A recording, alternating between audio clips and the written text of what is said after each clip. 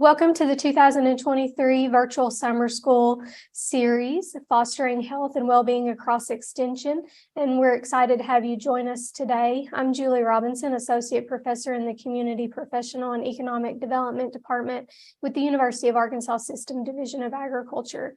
Today's session is focused on cultivating employee health and well-being, and we have got two fantastic co-facilitators assisting us today with our Q&A and chat.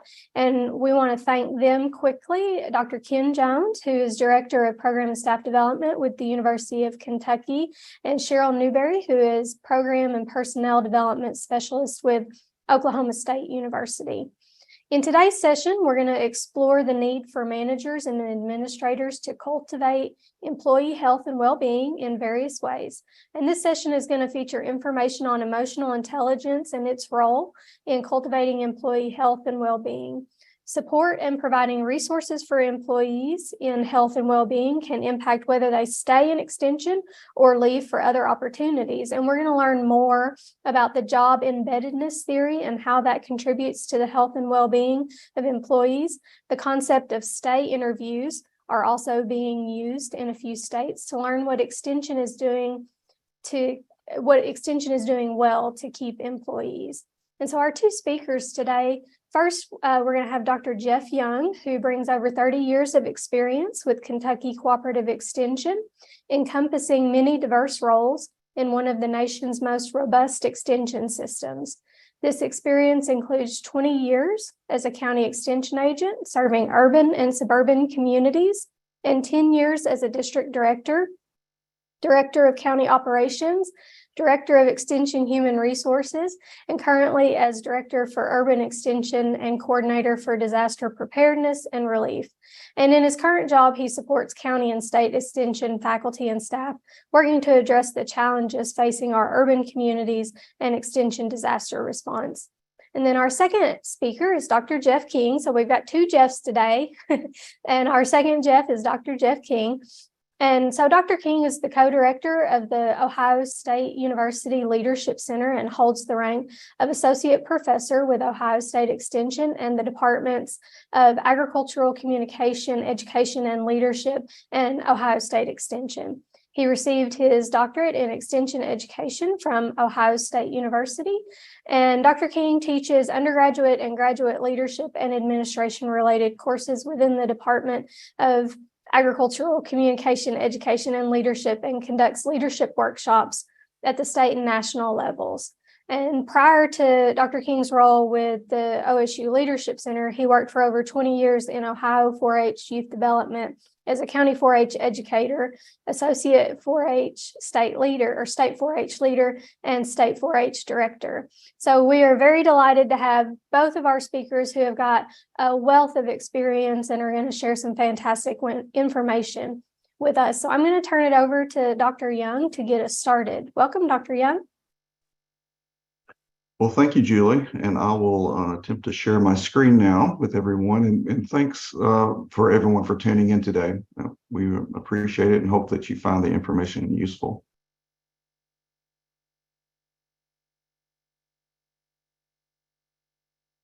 Is that coming through okay for everybody? Yes. Okay, terrific. So, job embeddedness theory. So you may or may not have ever heard of this before, but it's basically talks about three different components: links that you might have, teams or groups, fit, how well that folks fit within their job and community, and then the sacrifices that you would have to make if you chose to leave. And again, these three things are both looked at in an organization and community context. And you'll see the original work was done by the authors, researchers there listed below. So if we think about some examples of what these links might look like, we can see links to the organization. Here's some examples. I'm not going to read all these to you today. And then also we have some examples of links to the community. And this is a comprehensive type of examination You might be really, linked to your community, but you might not, really like where you work at, or vice versa. You might really love your job, or you just might not like where you live. So this is a comprehensive look at a person, individual situation. Some examples of, oh, hold on, here we go. Some examples of fit that that you might have. And fit we define as perceived comfort. There we go. And some organizational fit items might be work schedules and the mission and values of your organization, as opposed to looking at community fit, which may have to do with entertainment amenities, the weather, and just, those kinds of things. And then the last component is sacrifice, and some examples might be a community sacrifice. I have a short commute. I like where I live. It's a very safe community, and I like my friends and neighbors. Organizational sacrifices might be, well, I'm going to have to give up whatever I'm making as salary, or these benefits, or my friends at work, and that sort of thing. Now, the context for this study of my dissertation had to do with extension agents, and extension agents on large have very high retention rates, compared to other employment sectors. But this could be changing, and I would say if an examination was repeated, if the study was repeated now, especially post-COVID, we would see that retention rate has decreased. But that's just a guess on my part. At the time, there were no known studies examining job embeddedness among extension agents, so this was good. And while retention rates are high for extension agents overall in the states that we looked at, other sectors of extension workers, for example, support staff and paraprofessionals, their retention rate did not seem to be as high. So it could have a positive impact there as well. So the purpose was to understand retention among extension agents in 2 states through the lens of job embeddedness. This study helped contribute to the base of literature around job embeddedness. And it also hoped to develop some recommendations for human resource professionals regarding extension agents, retention, and as well as retention of other groups. So if we take a look at retention in various job sectors, you can see a wide range here. At the top, those working in government, is in the low 90s, which is very good. Education and healthcare up into the 80s. And then we look at some of the lower sectors, food service, hospitality, tend to be very low. However, if we look at the 4 or the 5 states that we examined in the study, we can see, extension agent retention is very high. And so the question might be, well, why even worry about this? Why worry about retention rates when they're just in the mid to upper 90s? Well, I mean, even though they could be high, there are some costs, when folks leave.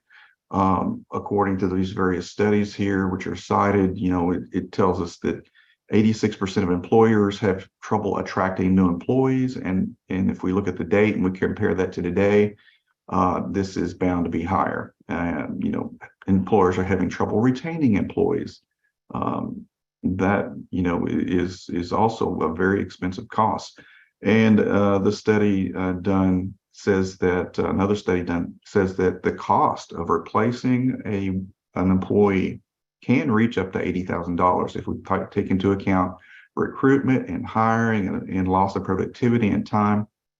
So you can see it can be very expensive when people choose to leave. Other studies say, the cost can be up to 150% of a positional salary. And so if we translate that over into extension, and this statistic is a bit dated, but you just bear with me. At the time in 2012, when the study was done, there was approximately 8,000 extension agents employed in the US. And if we just had a 1% increase in retention, we're looking at millions of dollars in case replacement costs that could be saved annually. So that's the kind of the justifies the need. So here are our research questions. Does job embeddedness differ, or did it differ in between state A and state B? What are the relationships between job embeddedness and some other theories that are out there and some other scales? Do demographics and backgrounds, do those things impact job embeddedness?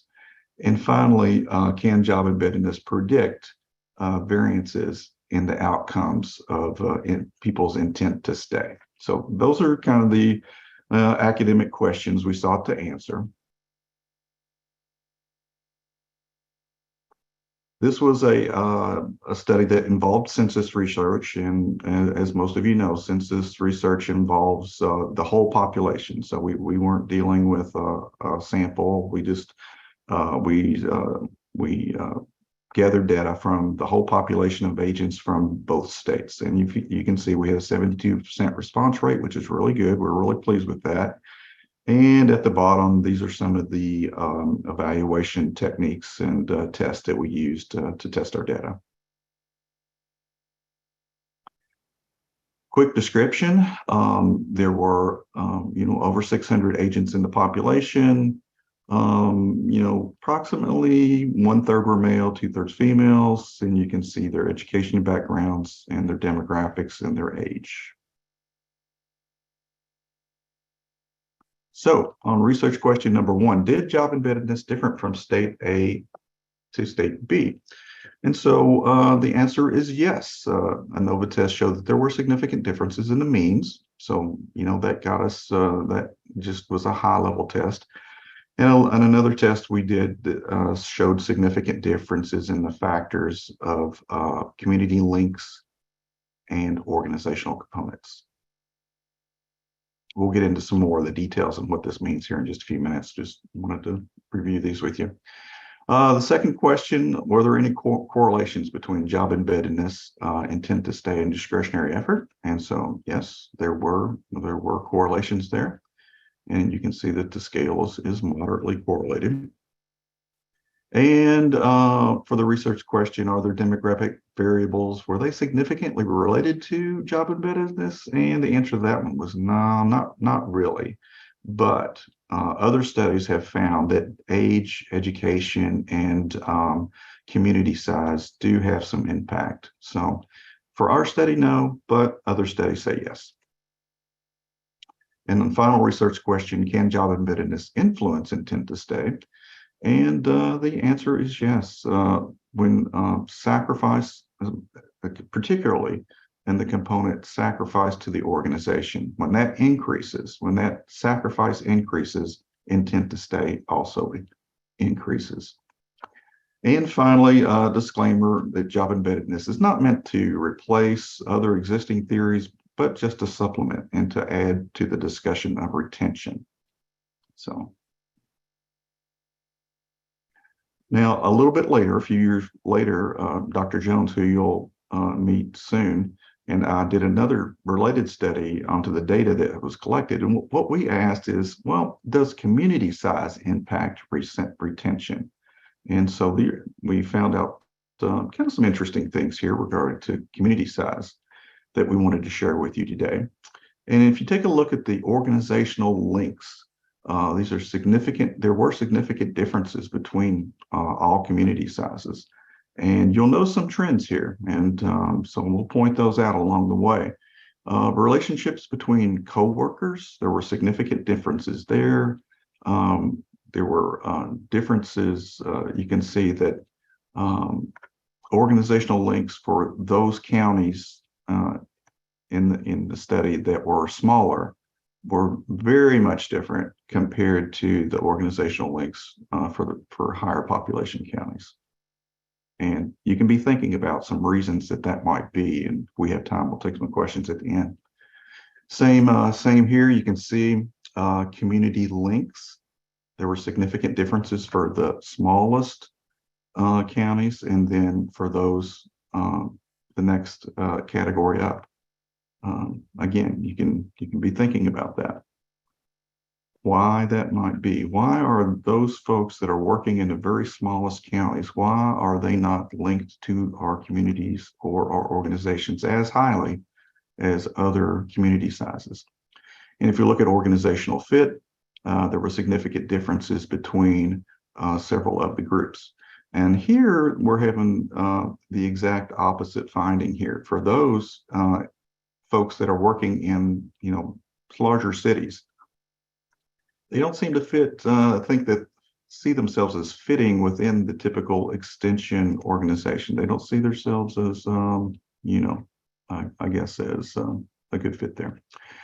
As far as community fit, we can see both very small counties, folks are working there, and also in very large counties. Neither one seem to think that they fit within their community. So what are the implications here? So this is just one study. So obviously more studies are necessary to get a better picture.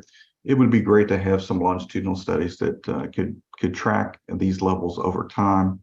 And it would be good to compare these with extension agent results with those of paraprofessionals and support staff. Now, again, one of the things that did stand out is that sacrifice to the organization was the strongest predictor of intent to stay. So if folks had really strong, high Likert scale ratings on that, then more likely they would be intending to stay with their job. So other things that stood out was that generally job embeddedness and intent to stay here were relatively low. Extension agents are staying with the organization, but they're not attached. So for example, on this question that we asked, I have stayed with Extension because it's the best place to work. Well, that's pretty low on a 5-point scale, a 2.35. And if you also take into consideration that they're saying that their discretionary effort, that means how hard that they say they're working, is really high. So you see people that are working really hard, putting in a lot of hours. However, they're not attached to the organization and pretty much could leave at any time.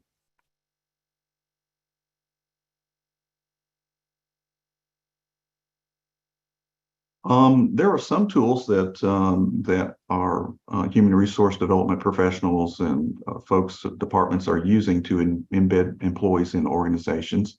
And some of these are great, but however, some of them may be having the exact opposite effect of that intended. And one of these is employee education plans. Most of you probably have some sort of employee education benefit.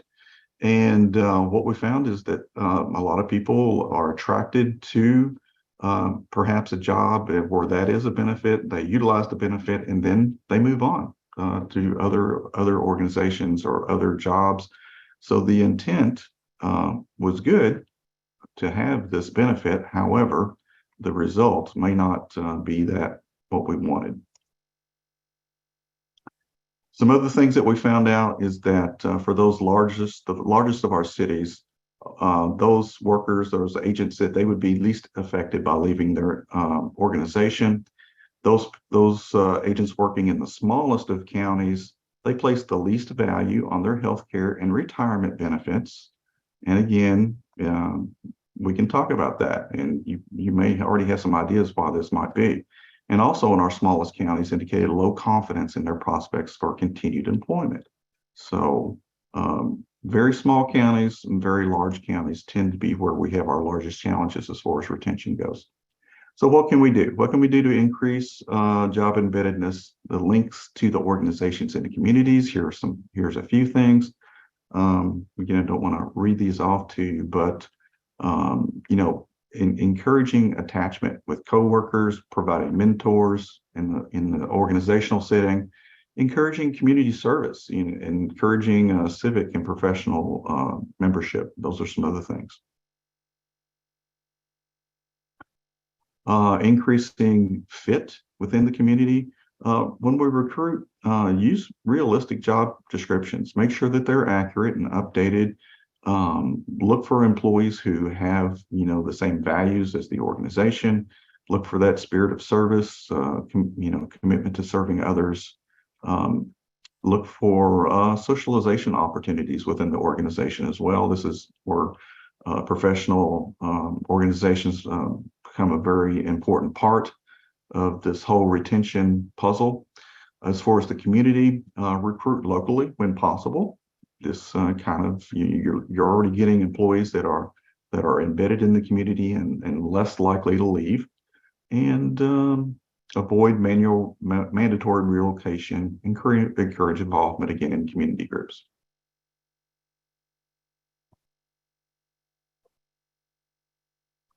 And then finally, some things that you can do to increase sacrifice, sacrifice component, tailored benefits, group celebrations, support telecommuting, which is more accepted now than it was at the time of the study. And some other things that might be good, but mainly we would not have a whole lot of control over would be home buying assistance, transportation assistance, and promoting without relocating. So I think, Samantha, we're ready for our first poll question. So we asked extension agents this question and asked them to rate this. I have considered quitting without having another job. So if you would, think about your own situation. And what we'll do is take a look at how you answered the question and compare it with our population study. So we'll give you just a minute or a few seconds really to consider that.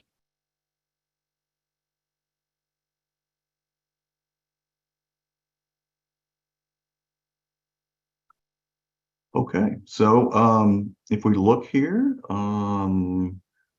at least 35% or so somewhat agree or strongly agree.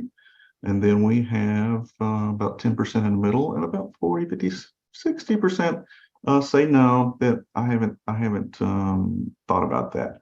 Let's see what our study said. So on this question, I haven't considered quitting without having another job. So in this population of extension agents from 2 states, a 4.0 out of 5 on a Likert scale. That's pretty high. And just think about, the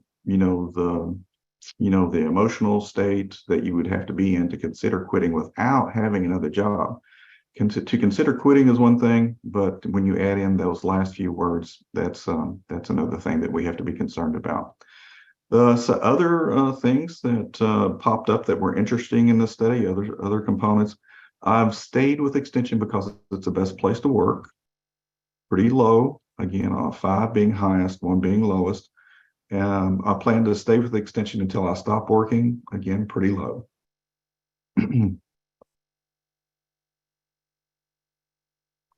Okay, and I think we're ready for another poll question here. You can already see, I think I had my animation out of order here, but working with extension has had a great deal of personal meaning to me. You can see here that that was very high, and so that's encouraging that extension agents indicated that. We'll see what you guys say.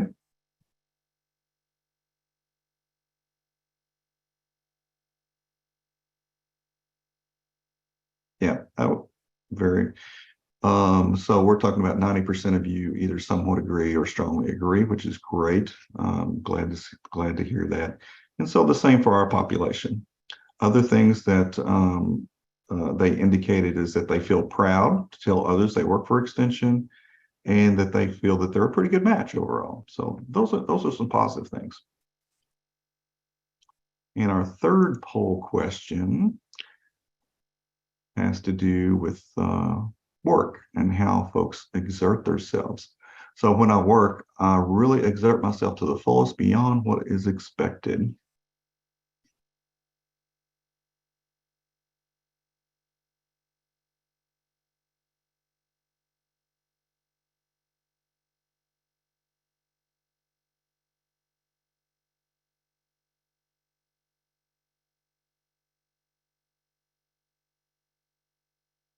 Okay, and so we can see that that similarly, about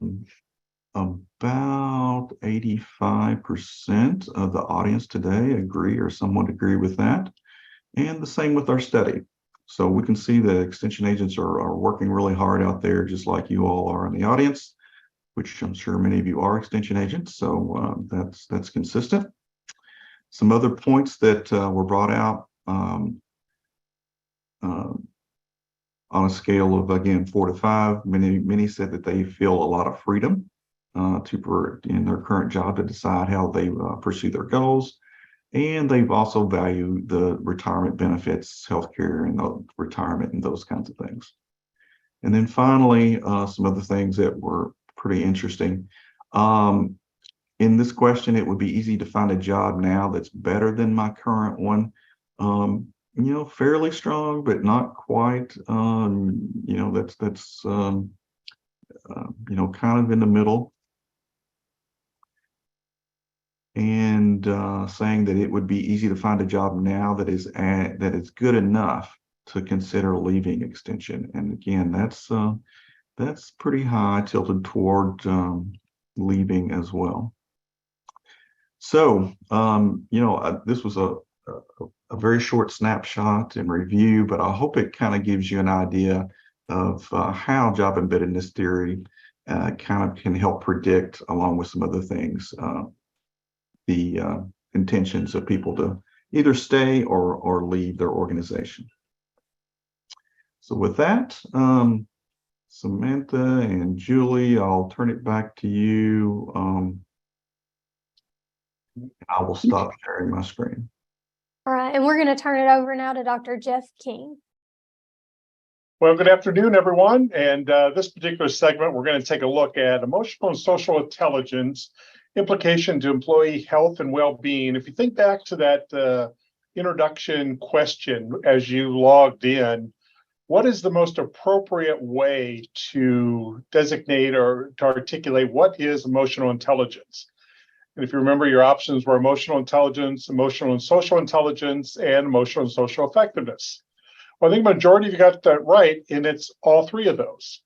And why I show that difference is, to begin with, is it's most commonly referred to as intelligence, but it's the idea of really effectiveness because we can directly impact our emotional and social intelligence. So it's to keep that in mind, that it's really how we use our emotions we're looking at self as well as our interactions with others. So you were pretty well on target there.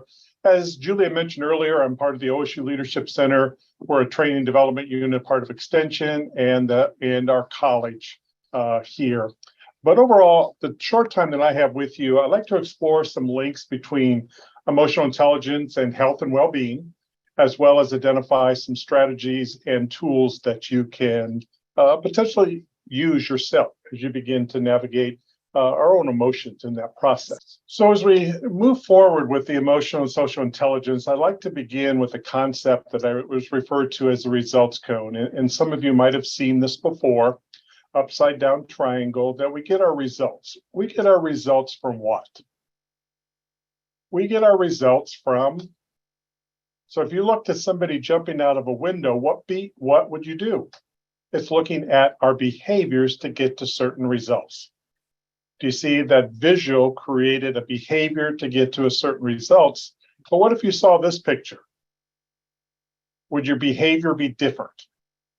Yes, most likely it would. It's that idea of what's driving our behaviors is our thinking, and our emotions impact our thinking. So fundamental to emotional and social effectiveness is realizing that the emotions are impacting at that thinking level. And it's taking that step back and how can we look at it and be more aware ourselves. So if I were to articulate emotional and social intelligence in this graphic here, it would be elements of recognition as well as regulations. So it begins with our own self-awareness, awareness of our emotions, how we manage ourselves, our social awareness, understanding others, and then our relationship management. What do we do as a result of better understanding others, understanding the situations that we are encountering.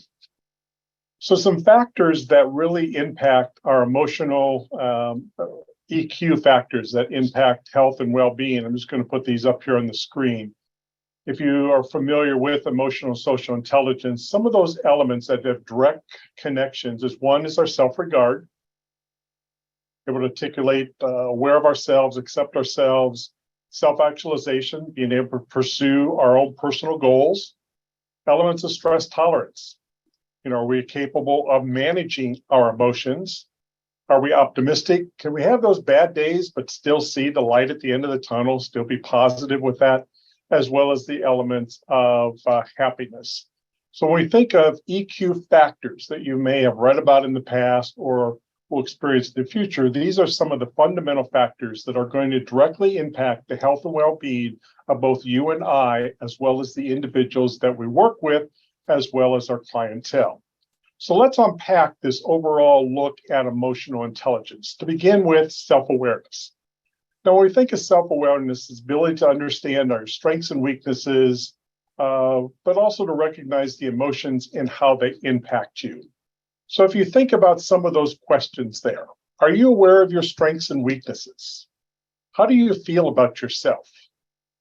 Are you aware of your feelings and why? Are you aware of the emotions that impact you?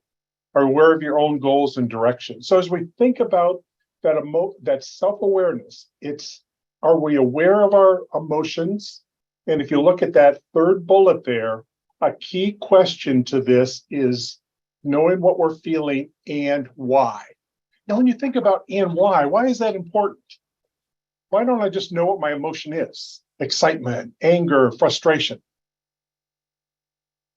Why is it important to know the why behind it? Well, as you think about it, how do you deal with frustration? How do you deal with maybe being upset or anger, whatever that is?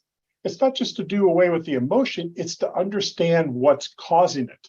And when we understand the why behind it, we can often then begin to navigate, how do I work through that?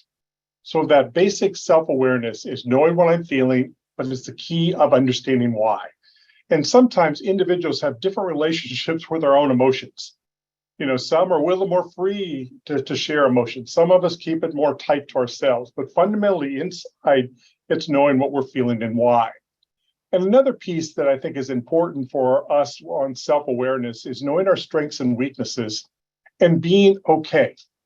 Knowing our strengths and weaknesses and being okay. Now, okay doesn't mean satisfied. Are we always going to have some elements of strengths and weaknesses? Yes. But it's that element of knowing, looking at self, I can identify my strengths, I can identify my weaknesses, and I'm okay. I can work through this. So it's that idea of reminding ourselves that we're not going to be perfect, and it's not to be hard on ourselves. And sometimes high-performing employees, often they check off the list and go on to the next thing. We don't take time to celebrate, here's the success, here's the difference that we make. So I think that's fundamentally a strategy that you and I can implement, as well as help others to understand. Now, the other poll question dealt with self-awareness as a foundational skill. How many people are actually aware? 95% of people think they're aware. In this study, only 10 to 15% actually are aware of the emotions they're feeling. Just think how low that is. And why is that? I think part of that is, how do we get so engaged in the day-to-day? Things are happening, we just go along with it, that sometimes we don't pause and think, gosh, what's happening here? What's a different way to look at this? Or am I looking at it correctly? But there again, think back to the results cone. It's the idea that the emotions are impacting your thinking. And if we're not self-aware, do you see how our behaviors can get out ahead of us? Our behaviors that we see, but it's also the behavior of our brain, because our brain can just keep going on, start going around in circles and get out ahead of us and convince us, here's what we need to do, or here's what we don't want to do. And in reality, we need to slow that down. I often say put a speed bump in that process. So that whole idea of self-awareness, I think, is being a fundamental piece. And if we look back at those 5 factors that I had shared with you, this is really going to tie to the self-regard, and our self-actualization. Self-regard, can we look at our strengths and weaknesses and be okay? And because I feel a certain way, I'm not going to take anything away from myself. I'm going to remind myself, here's the difference I'm making. I often recommend that people do a journal, even if they don't do it every day. Write down those things that went well. Gosh, I had a great meeting with that advisor. I had a great meeting with that elected official. Some of those things we just so easily move on and not celebrate. And when I say celebrate, I don't mean bragging. I don't mean put it on social media, but it's just telling self, here's the difference that I'm making. And the self-actualization is, here's what I want to achieve and my ability to set goals and move that way. So that's that whole self-awareness that begins to drive and impact the thinking on that results cone that I shared with you. So that was the self-awareness. Now, if we go on to self-management, can we manage our emotions, or do they control you, or how do we manage that? When something happens, what do you do?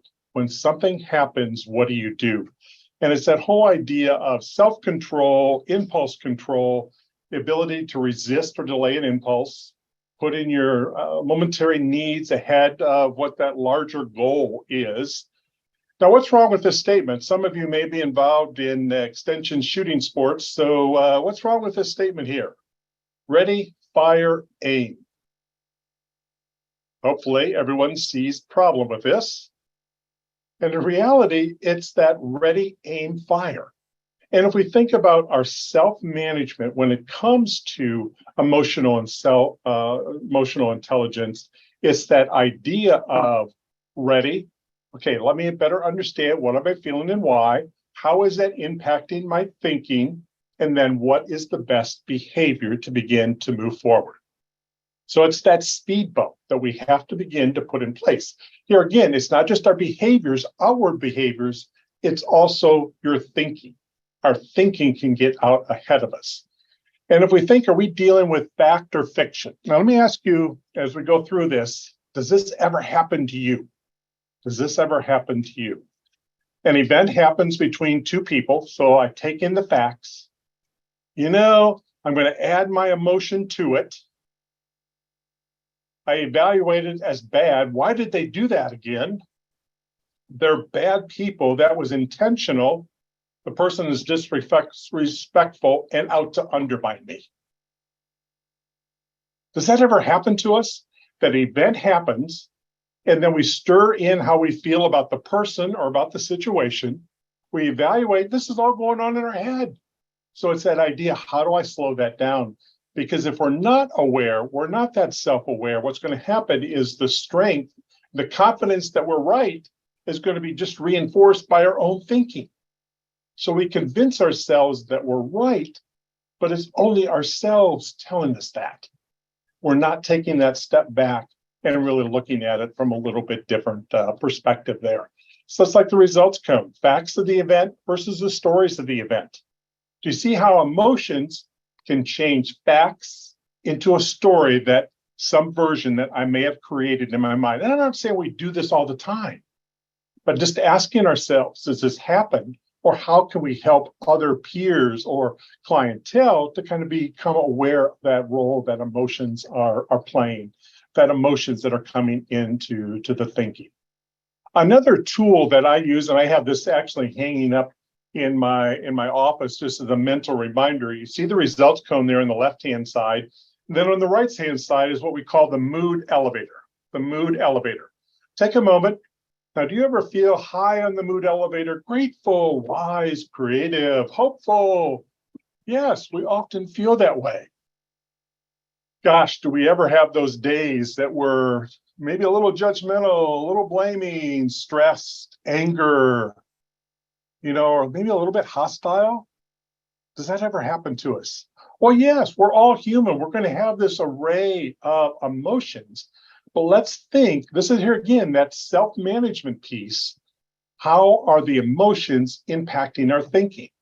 If we have those negative emotions, we're stressed, we're feeling burnt out, we're just had it at the end, I can't take this anymore, but we have to make decisions. Do you see how those those emotions, those feelings lead to lower quality thinking. That's why we can justify a behavior in a moment and then a minute later say, oh gosh, I shouldn't have done that. But in the moment you thought, gosh, I'm right. They deserve it. I need to say this. So that's where that self-management comes into play.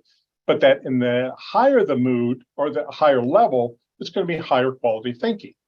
So it's the idea, when can we, if I'm feeling down low on the mood elevator, can I not deal with that situation right now? Maybe I need to put it off. Now that doesn't say put it off and never go back to it. That's not what I'm saying here, but okay, am I in the best place? Okay, no, I got to deal with it right now. I have to talk to this individual.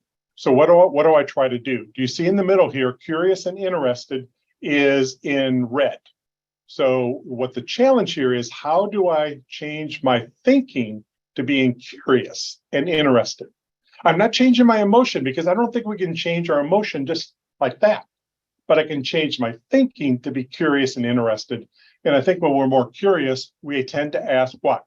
More questions and make less statements. And I think oftentimes that can help us navigate through that management piece there. So here again, we have the factors, and this is really where that stress tolerance and optimism, I think, begin to come in. You know, that where we're able to self-manage, work through the emotions. I understand the emotion. Doesn't mean we're not stressed, but it's how do I navigate through it because I'm just more aware of that piece there. So 4 of those 5 fundamental pieces are in self-awareness and self-management. When you think about it, it begins with both you and I. It begins with the individual that we're working with. We can't just fix somebody, but we can help them better understand what roles emotions might be playing in the quality of thinking and how they're working through those types of things there. I'm going to go through these next 3 a little quicker here because I think the fundamental is self-awareness and self-management. So when we get to social awareness, a key piece there is being empathetic, as well as listening. Those 2 things really go hand in hand. And when I say to show empathy, is to put ourselves in somebody else's shoes. And you see that first one, what are they feeling and why? Here again, when you should be empathetic to the other person from an emotional intelligence perspective, it's trying to understand why they feel that way. Why are they frustrated? Why are they angry? Because there again, how do they deal with the emotion? They deal with the emotion by better understanding what's causing it. And then we can help them to navigate through what are the causes. How can we suggest pieces there? Not just, oh, you shouldn't feel that way. That's not, that's not going to be effective in working with others from that perspective. Here again, empathy, being non-judgmental. Sometimes when we're listening to somebody, we're thinking, gosh, they're wrong. I don't agree with them. But just think, if your thinking is you judge their feelings as wrong, what behaviors? And then, but as far as better understanding how that thinking leads to the behavior. Gosh, the role that emotions play in that whole piece as a part of that. Then the last one is relationship management, kind of being able to organize our social interactions, engage with others, effectively make decisions with others, and watching our nonverbal, appearances as part of that, the role that emotions can play in that piece there. So it's that self-awareness, self-management, the social awareness, and then the relationship managers is really where all this comes together. This is really where it's going to come together in our interactions, and the relationships are built over time. And oh gosh, it's the element of investing time with conversations, getting to know people. Just think about your sphere of interaction right now. What are people on the fringes? Do I need to reach out and connect with them more? Because fundamentally, the relationships are going to be on the quality of relationship that you have as a part of that. So that's a lot broader overview of what emotional intelligence, and hopefully, as you see, it links to the well-being, these 5 factors. Because I think when you have the self-regard, self-actualization, being able to pursue goals, stress tolerance and optimism, that's going to lead to more happiness. That's going to be the result, more happiness, more satisfaction as a part of that. And you're going to be getting a handout that has the content of the PowerPoint, but there's a couple of things just that are also included on that. One is when it comes to decision making, What are just some things to keep in mind? Because sometimes I hear, gosh, there's emotion involved in this decision. I got to take the emotion out of it. No, no, no, no, no, no. You want to keep the emotion, but you want to know, okay, what's that emotion telling me? And how do I incorporate that into the decision making? Not to separate it, but that's where that self-management piece comes in, and it's informing me how can I make the best decision to move forward. And this little activity sheet here, emotions, writing that, describing the situation at the top. The left-hand column, you write down what emotions you're feeling. Why are you interested in it? Why care? Your contributions. Do I ever contribute to some of my difficulties? Yeah, sometimes I should have brought it up sooner. So it's not to make me feel bad, but it's just to kind of acknowledge, and then going over to the other party or parties and doing that same thing. And what I found this does, it helps me identify what am I feeling about the situation, but then it also forces me a bit to put myself in somebody else's shoes, how they may see it. And this may be a way to begin some of the conversations that we have. And here again, this tool here, as I said, I have it hanging on next to my desk. You might want to print that off and let it hang next to yours. If you're on a phone call, meeting with somebody, it's just a good mental reminder, the role that emotions play. So thank you very much. All right, at this time, if anybody has any questions, we invite you to put those in the Q&A, and I'm going to let Dr. Jones take over our Q&A. Well, thanks to Jeff King and to Jeff Young for a very insightful information that they've shared this afternoon. Just a couple of things that I wanted to pose, and this one is to Jeff Young. Jeff, are you aware of any studies that have examined extension professionals by today's existing generations that relate to job embeddedness? I know it's been a couple of years since your study. The information is still very relevant, but anything that has been done recently, and if not, do you perceive that there would be unique differences based on generations? Yeah, that's a very good question. I kind of alluded to some of that, in some of the slides.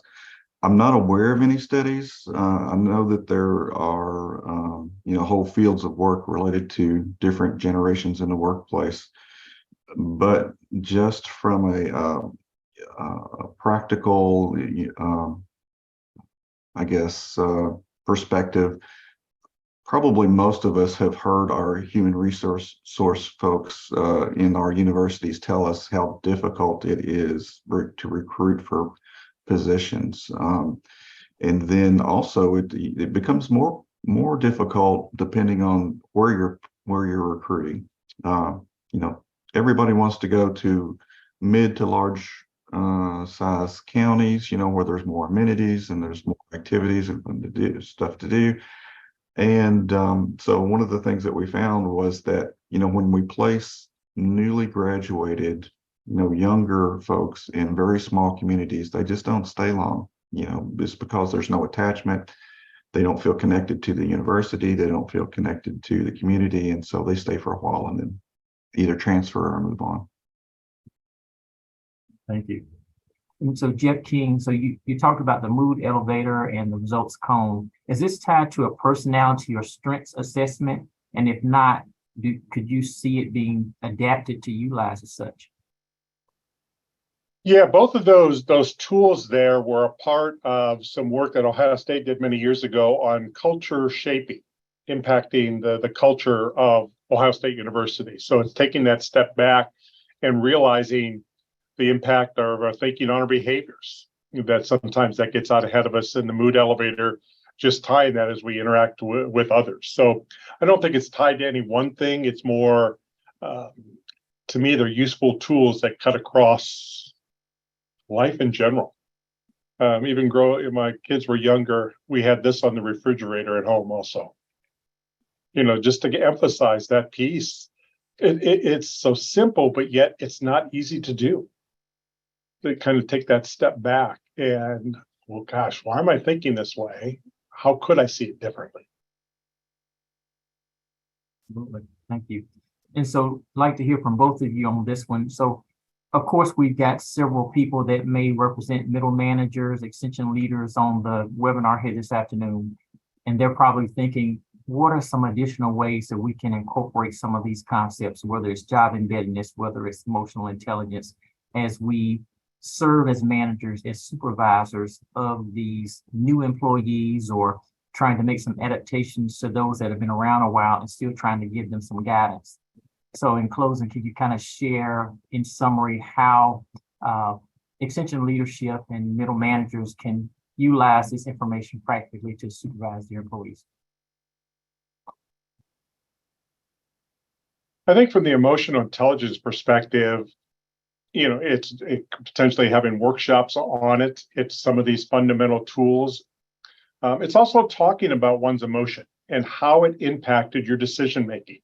I think from a leadership perspective, if we take that into account and articulate that in explaining how we made a decision a certain way and acknowledge the emotion, I think people become a little more comfortable in just sharing that piece. I would also look at middle managers and people who are supervising. I challenge people to take the EQ assessment and even do the 360, because many times, somebody's not doing something right, or they're coming across the team in a certain way. They just may not be aware of it. We saw the low self-awareness. Sometimes that emotional intelligence and the emotional intelligence 360 can give somebody good insights. Oh, this isn't my intent, but this is how I'm coming across. So what might I do different? So that can be done at any level. But I think as we look at leaders and organizations supervising others, that those would be a couple things to keep in mind. Yeah, I agree with everything that Jeff said there, and especially his point that people don't leave organizations; they leave their managers, they leave their supervisors.